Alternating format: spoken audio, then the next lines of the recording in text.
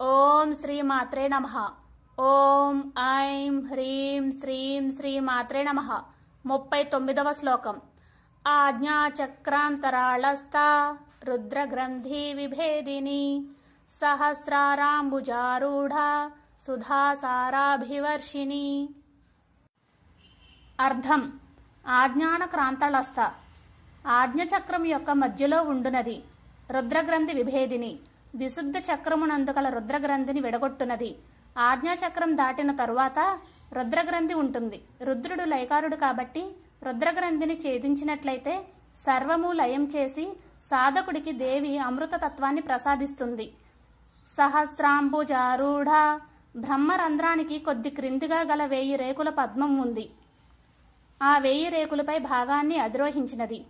సుధాసారాభివర్షిణి, సహస్రారం నుండి మన నాడులన్నిటిలో అమృతాన్ని ప్రసరింపజేసేది, అంటే పరమానందకరమైన అనుభవాన్ని అందించేది.